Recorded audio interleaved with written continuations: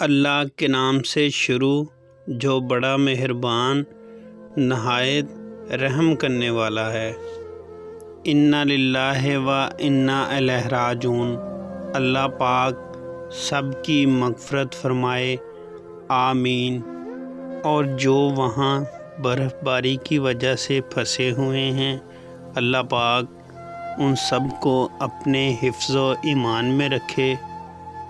مری میں شدید برفانی طوفان آ گیا ہے، جس کی وجہ سے تیز ہوا بھی چل رہی ہے اور کئی درخت روڈ پر گر گئے ہیں، سڑکیں بلاک ہیں۔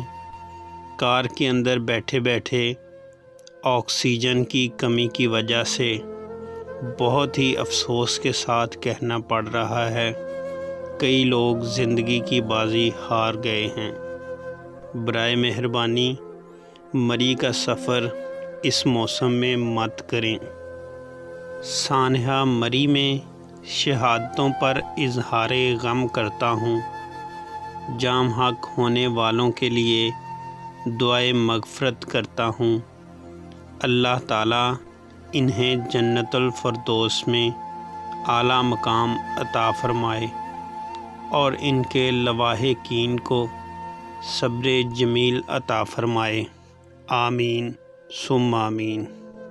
ابھی بھی ہزاروں لوگ مری کے داخلی راستوں پر احتجاج کر رہے ہیں کہ ہمیں جانے دیا جائے۔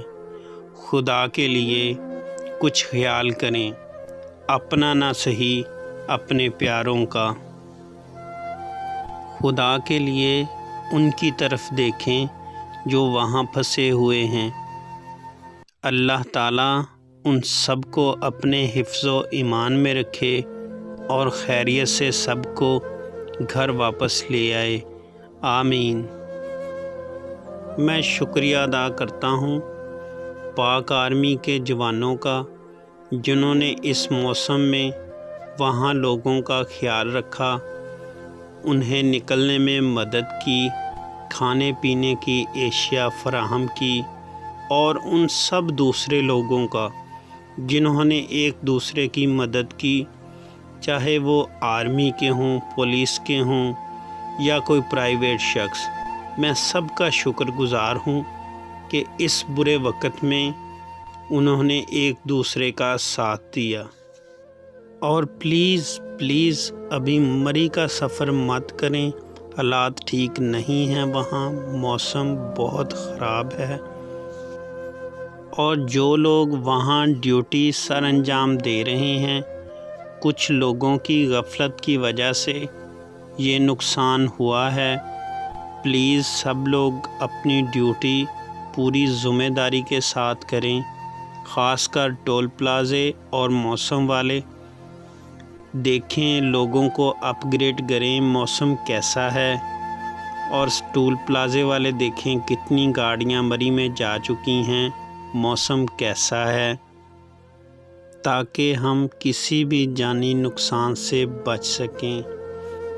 سب لوگ اپنا خیال رکھیں، ایک دوسرے کی مدد کریں۔ اللہ تعالیٰ جام حق ہونے والوں کے درجات بلند فرمائے اور ان کے گھر والوں کو صبر جمیل عطا فرمائے، آمین ثم آمین۔